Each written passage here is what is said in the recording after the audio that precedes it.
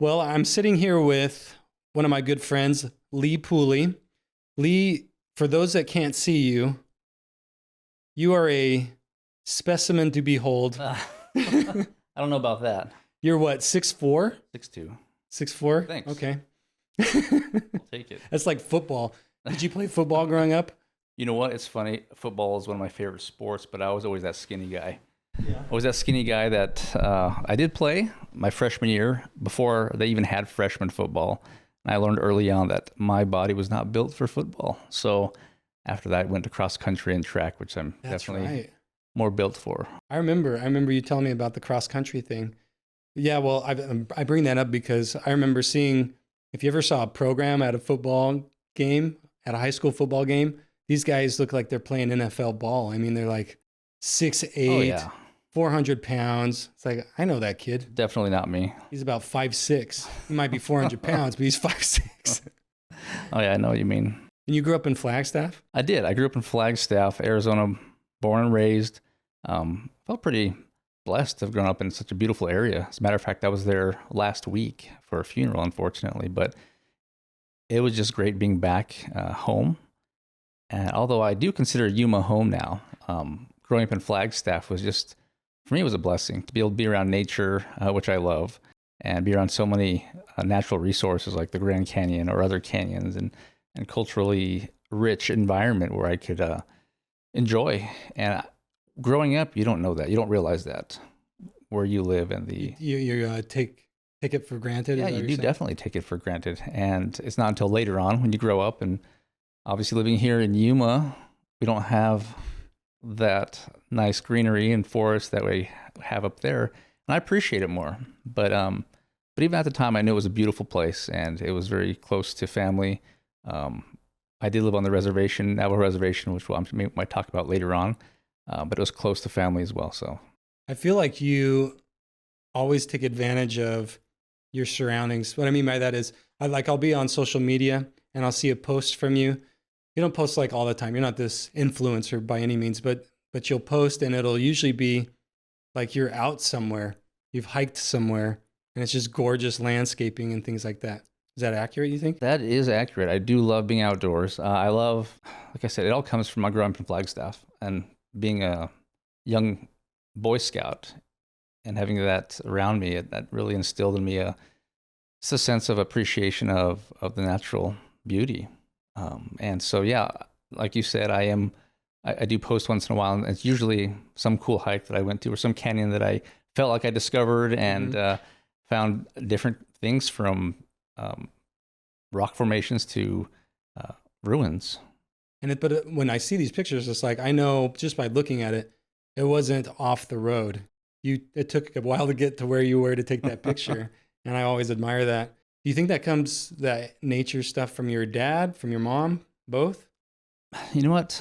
I know my dad always instilled in me the appreciation of nature, but yeah, I think both. But again, just living in that environment and having church leaders and young men's leaders and scout leaders that really took advantage of the area that we lived in. So I just naturally love it. I head in that direction of enjoying it. You grew up in Flagstaff, but you had a lot of connection to the reservation. Was that Chinle? Is that the res? It is a town, little community called Greasewood, Arizona. So that's to the east of Flagstaff? It is to the east. I guess the nearest town, really? considered town, would be Ganado, Arizona, or Holbrook, Arizona. Holbrook, I've heard of. Yes. Yeah. Holbrook. So what's the reservation there? So it's a Navajo reservation. Yeah. And for those that don't know, the Navajo reservation is the largest Indian reservation in the United States. It actually encompasses about maybe a sixth of Arizona. It's pretty huge. And some of it is in Utah, Arizona, the majority, and New Mexico. How much Navajo are you, would you say? So I am a mixture of Navajo, Hopi, and even some Mexican. Okay. And so I'm a half.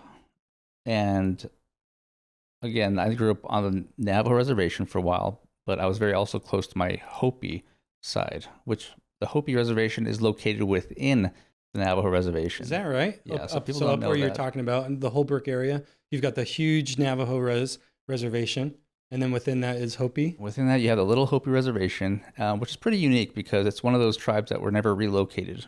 So that's their natural, or their historically, their Roots. roots, I guess you could say, traditional land. Do Navajo get along with the Hopi? No. Which is funny The because federal government's like, you know what? You guys are going to get along here. We're going to shove you next to each other. traditionally they don't. It's funny because you have one reservation located within another reservation, and historically they haven't gotten along. Nowadays, you see mixed couples, families. Oh, It's very common. they're assimilating. But yes, it's just one of those things historically, though, and it's more of a joke now than anything. Oh, Oh, it those is. dang Navajos, those dang Hopis, and Mhm. of course with more colorful language. But it's very unique. But it's definitely a cool place to visit and grow up. So if somebody were to speak Navajo, would you understand that? I would recognize it as Navajo, and I would recognize the bad words, of course. Oh, really? So there's bad words in Navajo? Oh, absolutely. I think in any language. So yes, I would understand. I don't believe that. I don't believe the Navajo. They're too, Oh man, they're they're too sacred. That's right. To have bad That's words. right. And their line is Ooh. they walk in beauty. So yeah, you're right. No, but it's true. They do have bad words, and one of those things you learn younger growing up, especially being on a bus full of kids. Oh, yeah. You're gonna learn those things. But it is unique. The language itself. I know it's one of the hardest languages to learn, right up there with Mandarin Chinese, and so I didn't learn it. I wish I had paid more attention to family and taken advantage of that, but I didn't. So it's on your mom's side? My dad's side, Really? So your dad was the Navajo? Navajo and Hopi. Yeah. I didn't know that. I never met him. I heard a lot about him, what an awesome guy he was, but I never met him. Yeah, great guy, great man. But again, living out there, you just grow up around it. It's just something you hear naturally. Even now, today, even when I work in my current job, I might see somebody and I recognize them like, that person's a Navajo. Really? Oh, yeah, you can spot one a mile away. Each other, I say like each other. It's just one of those things. But Hopi is also very unique. The language is more Aztecan. So it's very unique as well. I thought the Hopi, when you said Hopi, I thought there's a couple tribes that when I hear their name, I'm like, oh, those are the ones you got to, back in the day, that were I guess the fighters. And to me, it's not a bad thing. They're fighting to maintain what they had, like the Apache. Mm-hmm. Yes. You got Geronimo, Cochise. But I thought the Hopi were in that camp. Maybe they weren't. No, the Hopi, even now today, are very traditional. They're, I don't want to say anti-government, but they were known as being the hostiles. They were against the government. Even I had family, great uncles that were sent to Alcatraz. People don't know this. Oh, you went there recently? I did. I just recently went there. Thanks for noticing all my posts. But yes, so people don't know this, that the Hopi, they were very anti-government and they didn't want any outside influence. And they were part of the reservation or tribes that wanted the children to go to school, learn new things. However, the majority did not. And so there was a group, and this is all, I don't want to bore you, but it's pretty interesting how there was a group of parents that did not want their children to go to school, government school. American school. American school, yes. U.S. American schools. U.S. schools. And so they sent them to prison, try to coerce them and saying, well, if you're not going to go to school, we're going to send you to prison. They were there for a long time. Is that right? And they weren't just there in the prison. They were there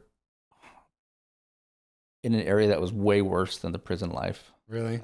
They hardly saw the sun. They were just fed very minimum portions, and they didn't crack.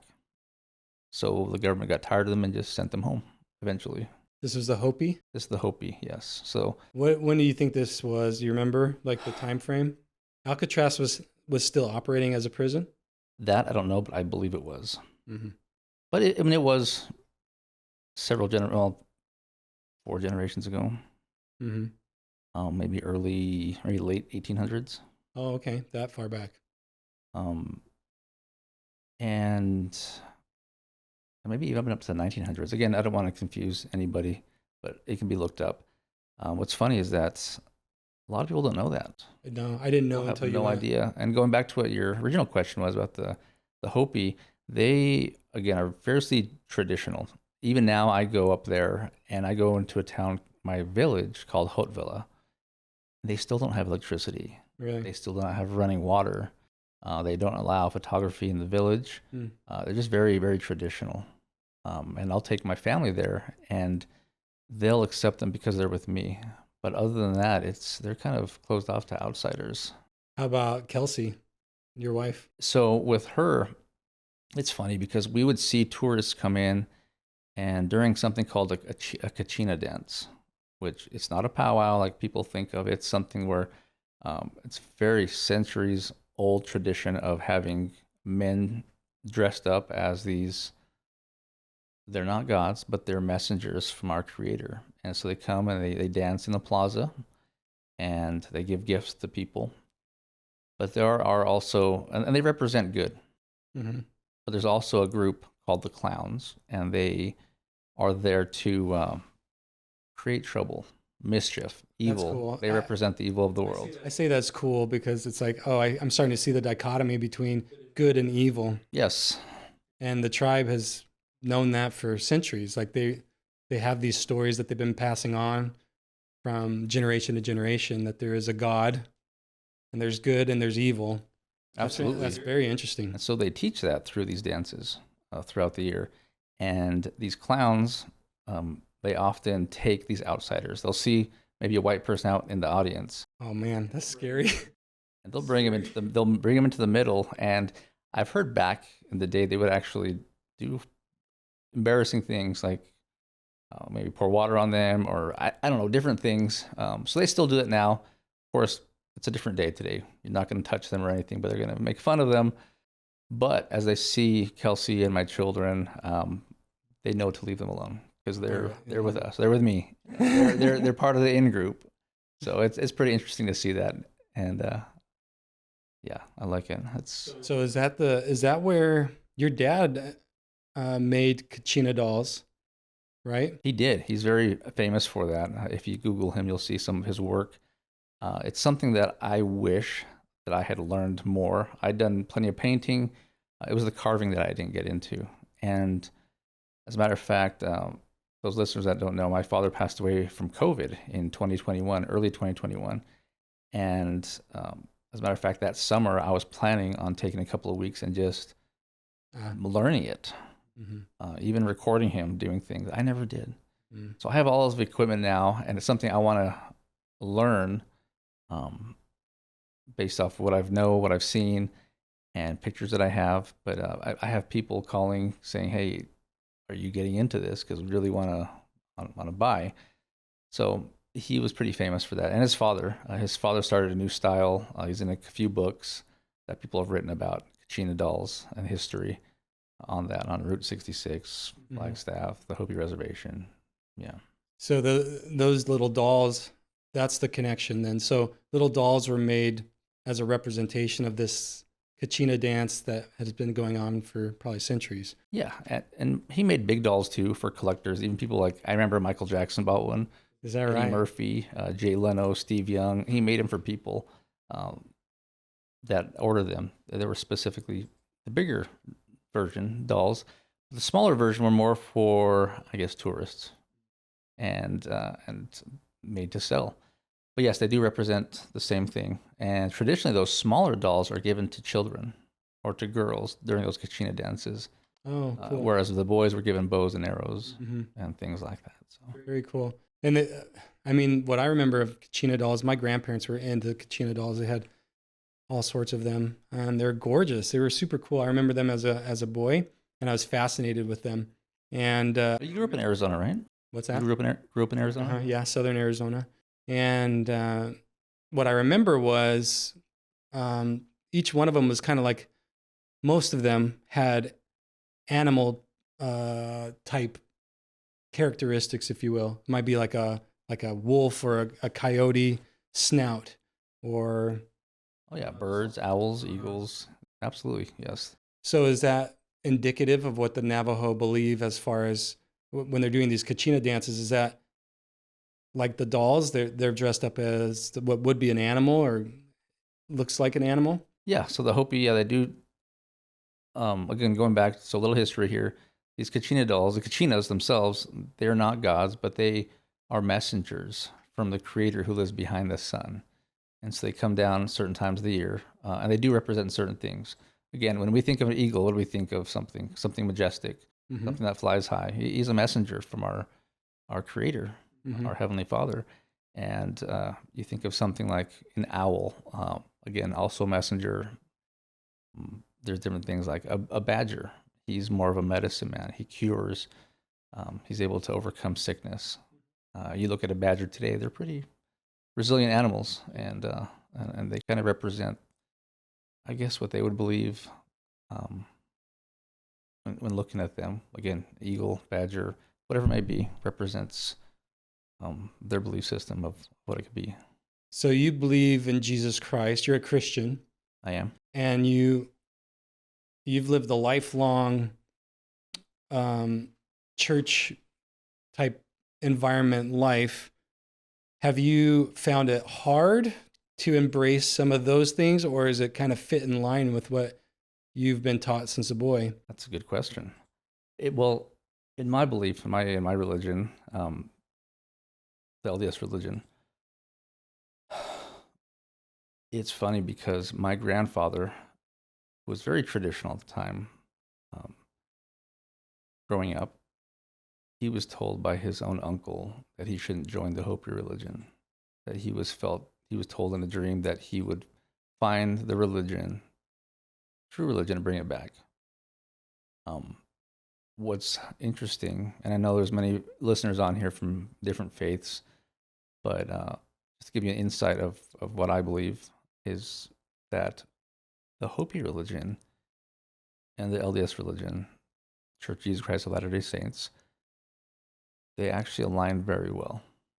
There are certain things that are done within the LDS religion that are the same thing as the Hopi. Interesting. Different ceremonies, different things that are said, different belief systems as far as having a heavenly father and somebody who's going to return again someday.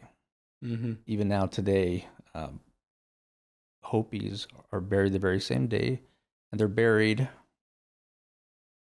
sitting down or kneeling down facing east on the side of a mesa. And they do that because they believe the great God is going to come back from the east and they're going to rise again. And so they're prepared to meet him as they rise. So that's why they're kneeling down or sitting in preparation for that return. That's awesome. As you're talking, I'm thinking, man, I remember the story you told me. I don't know if you want to get into it, but I don't know how much you want to get on here. I don't, but yeah. This was years ago, but you mentioned that it's not all fun and games on the reservation, especially at night. Yes, definitely. So going into that, again, the reservation is a very unique place, and I've taken many friends out there growing up. Yeah. And some of them either loved it or they said, I'm not coming back. Why?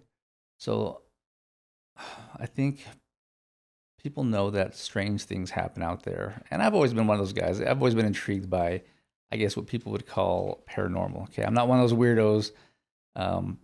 Okay, but there are things that have happened that I can't deny. Okay, I've witnessed things, I've experienced things that I just can't deny.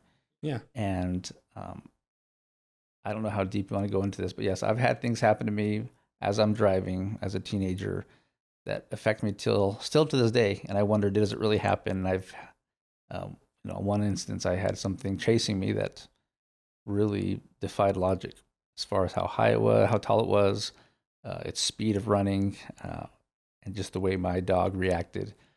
How old were you at the time? I was 14 at the time. And yes, I was driving. So the reservation, there's really no rules and no police to enforce it if there were any. And I was 14. Do you want me to get into this? Let's do it. All right. So again, here I am on camera talking about my experience, but it really did happen. And I was 14 years old. Here's a short version. I took a worker, my grandma's worker, home for the evening. And when I say worker, he was really just a local drunk who did odd jobs around the house and for his money. And as I took him home, it was evening time. I was with my dog and my brother, the back of my dog was in the back of the truck. How old is your brother? Is he younger? He was 5 years younger than me, so he was 9. Okay. Who's now, he was in the military, was in infantry and a medic, and he'll still tell me, yes, that happened. I was there, it happened. And he'll remind me it happened. Again, so we dropped off this worker, we'll say, and as we're leaving the house, the sun is setting behind us, and I just get this terrible feeling that something's wrong, just this feeling of fear, dread, and in doing so, I see something on the side of the road that I thought was a sheep, because there's a lot of free-roaming sheep out on the reservation. You got to be careful when you're driving out there.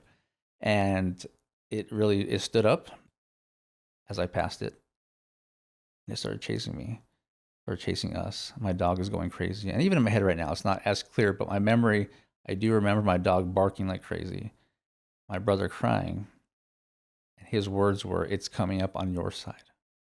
So I saw this thing running after me, and it had long arms, it had hair covering it. Again, saying it out loud, it sounds crazy. I know. But this is what I saw. And as soon as I saw that I was about to get to my tailgate, and it was almost like the movie, like Jurassic Park, where you're looking in the side mirror and you see the words object and mirror closer than they appear. That's what comes to mind. But it was chasing us. And right the moment I thought it was going to pull up to my side or run to my side, there was a car coming the opposite way and had its headlights on, and the thing took off like that. I didn't know where it went. I don't know if it just took off to the side, or if it somehow disappeared, or if it went off and chased the other vehicle. I don't know.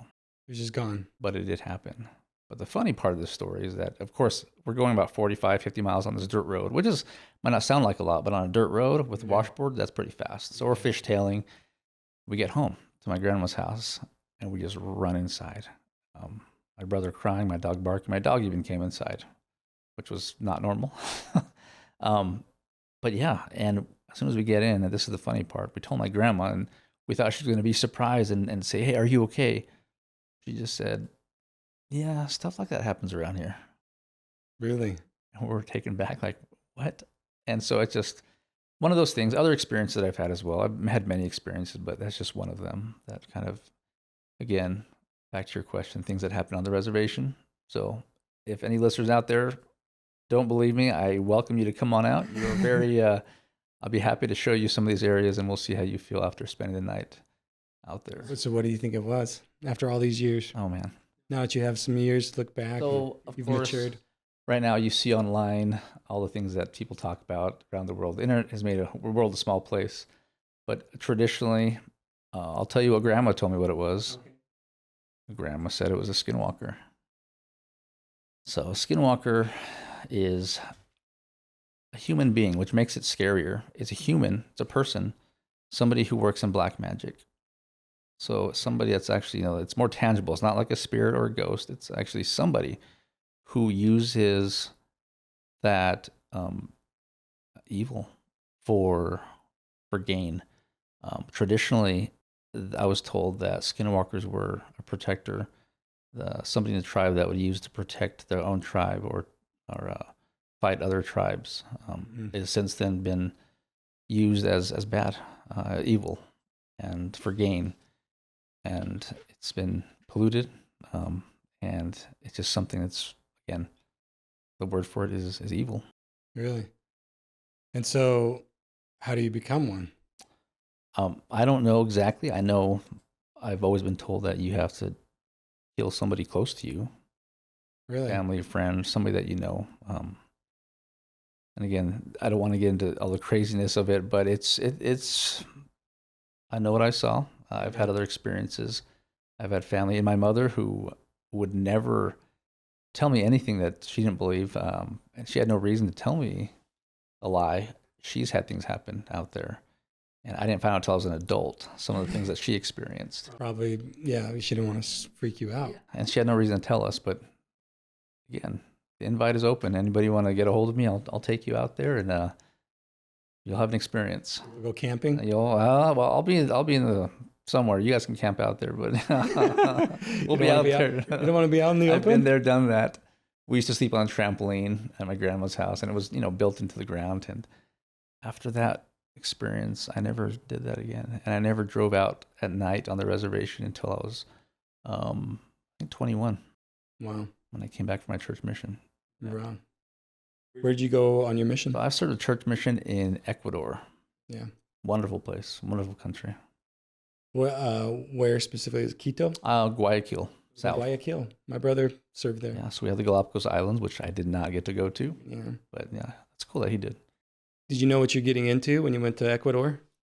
I wanted a mission where I would learn a language, where it'd be hard, and I would have difficulty because I wanted to learn. Yeah. I got that. There was no air conditioning. I remember thinking, this is terrible. We had fans, and that was it. Mm-hmm. And it was humid, it was hot, and just dirty.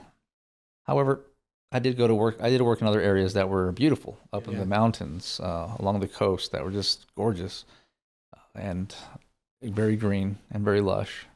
But working in the city itself, yeah, it was pretty bad.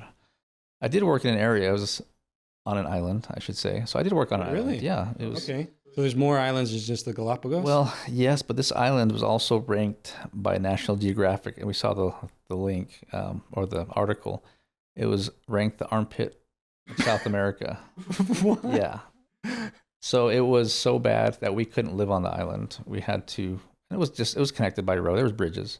Okay. But we had to travel there every day. Even though it was our area, we couldn't live in that area because it was just shacks. Many murders. This is really bad. Okay. Very poor and very just poverty, but wonderful people. Just bad circumstances for them. Did you have to walk there? Or did Everything was walking or bus, or you didn't do bikes? they would get stolen. So we had no bikes. Everything was walking or a bus, or somebody would get a ride from somebody in the back of a truck. Did you pick up Quechua? Again, just the bad words. First things you learn. So we did learn some words. The greatest way to bring people to Jesus. Right, exactly. Learn the bad words. Learn the cuss words in their language. It's funny, as missionaries, and you might have noticed this as well, people will try to say things to you in English. Usually it's hello teacher, or it's a bad word. Yes. Or a bad word. Yeah. Yeah, so. And they say them, my experience was they were like perfectly said too. Because somebody taught them, yes, exactly. I think it's our movies. They watch all of our That Hollywood too. movies and they just say what they hear. Yeah, you're probably right. The teenagers in the street where I was, it's just like they would just let it rip. Yes, they would. But yes, it was quite an experience. I didn't learn Quechua, but I learned a couple of words and phrases, and but Spanish, absolutely. Have you been back? I have not. But you just went to Argentina not too long ago. Yeah, I went to Argentina. How did that compare to Ecuador? Better? It was a lot safer, I would say, and a lot cleaner. Even though I think Argentina, in my head, was always one of the first world countries, and especially in South America, it was top tier. I learned. I kind of have that feeling too. I don't know if it's true, but in my mind, when I think of South America, I think Argentina is up here, and everybody else kind of ranks below that. I don't know why that is, though. I've always thought that, but that's not the case. Where I went, it was actually really poor. In Mendoza? I went to Mendoza, where my mom served, and I was able to visit her and come home. But I spent a week there. Yeah. And beautiful area, beautiful people, great people. But it did remind me of being back in Ecuador again. The road systems and just or lack of roads, I should say. Yeah. Trash. But it was... so like dirt? A lot of it was dirt. Roads, really? Roads where we went. But the city itself was the main city, of course, like a regular city. It was beautiful. Yeah. A lot of trees. I recently heard that about Mexico City. My brother went to Mexico City and he said, when the city limits end, like it is a significant difference, and roads and infrastructure, it just stops. And beyond that point, it's just kind of... That's probably a lot of places, like that in a lot of places besides the U.S. I don't think we understand how blessed we are here. Yeah. To have that infrastructure and systems in place. I agree. I just don't want to pay for it. Yeah, I hear you. Is there another way, Lee, that we can come up with maintaining our streets and our infrastructure without paying taxes? I think that once we figure that out, we'll both be multimillionaires. So, I'm not saying us personally. I'm saying our society. I'm saying us. Okay. But yeah, as a society, exactly. It'd be great, but I don't know.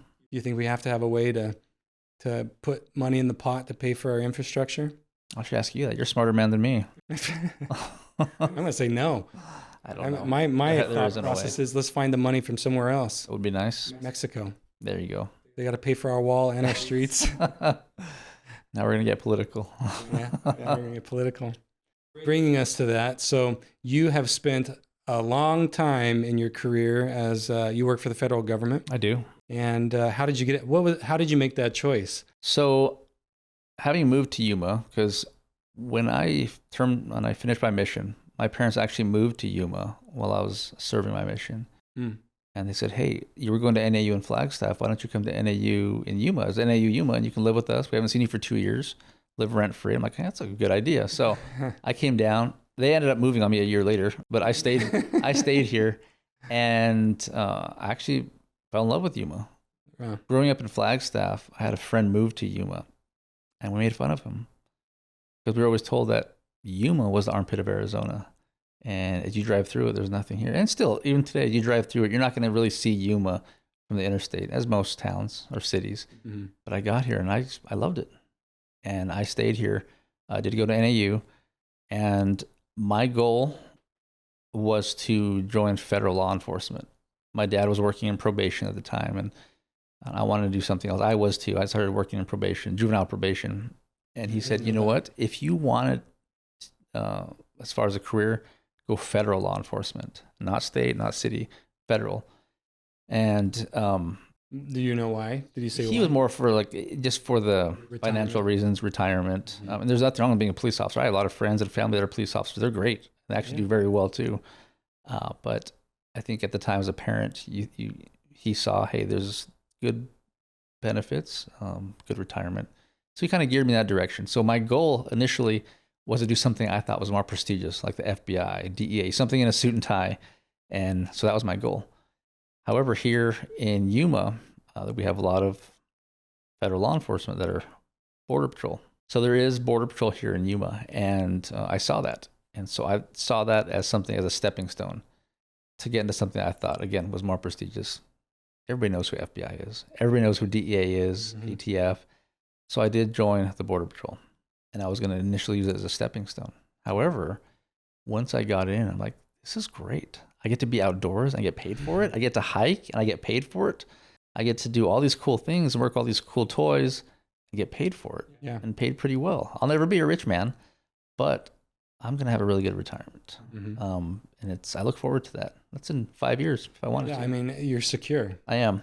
And when you say rich, I mean, that's subjective. It is. You have everything you need. I will have everything I need, and I look forward to it. I will. You will have, or you do. Yeah, I will. You got a beautiful wife, beautiful kids. They're pretty awesome.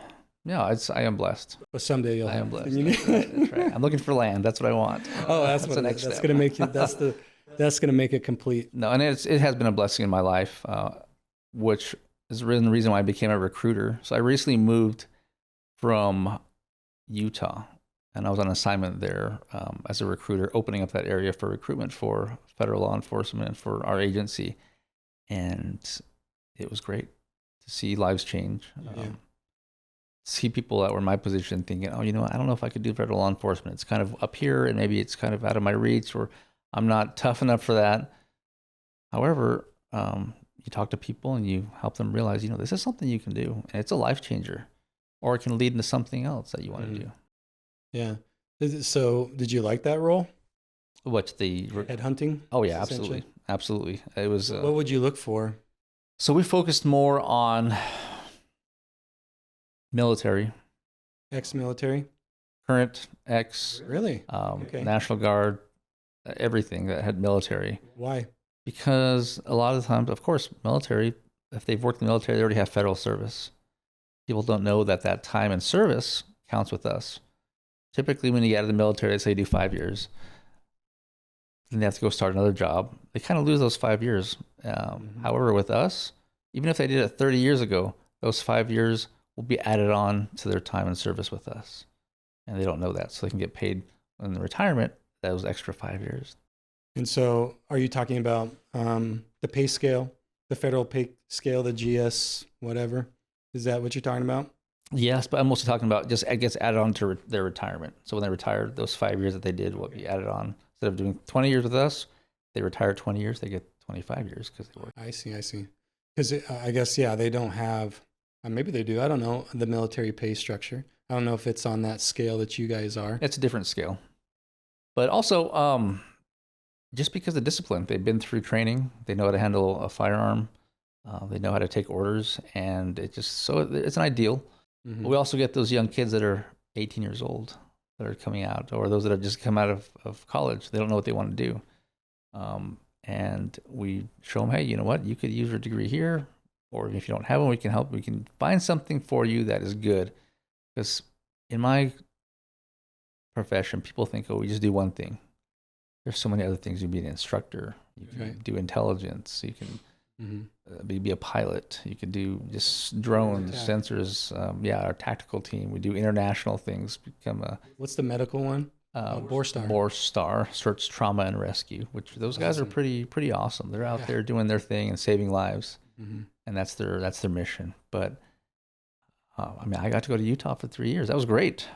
I didn't want to come home. I didn't want to come back. All the mountains, all that adventure. All the adventures.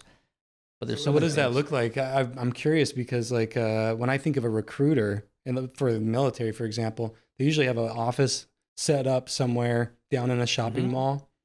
And, well, since we were standing up that walk program, in and, hey, I want to join. Right. Where do I sign? That would be nice. What were you doing? Do you have an office? My office was my home. So I was pretty fortunate that I was able to work from home. However, because it was so brand new, we didn't have anything like that set up. So wait, this is new. It was new at the time, this kind of role, or just to you? It was new all in general. We've never had recruiters working full time in interior parts of the country, just along the border. Everybody knows who we are. Everybody sees us. So you don't need it. We don't need it. But being able to go to Utah and go to Brigham Young University or Utah State University and talk to these students that maybe they didn't study criminal justice, maybe they were becoming a teacher, and try to entice them and say, hey, you know what, you could still be an instructor and work with us if that's something they wanted to do. We had to work with everybody, from, like I said, from military to brand new graduates to introducing this to high school students, because once they turn 18, they're eligible to join. People don't know that. I didn't know that.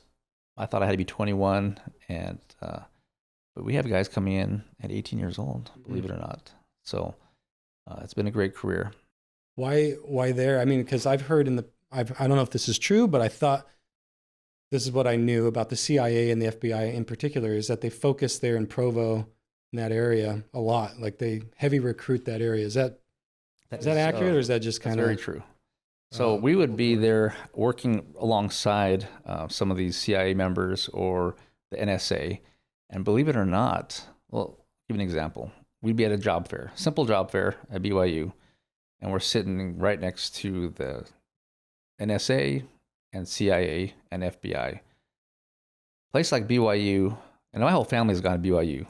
My parents, my siblings, my in-laws, they've all gone to BYU. I'm the black sheep and didn't go to BYU. But as we go there, I think it was funny to see how nobody would come to our booth, which is weird because we were always the popular one. We always are. What do you mean? Like everywhere else? Every other school. AWC, for example? Yeah, AWC, or let's say University of Nevada, Las Vegas, UNLV.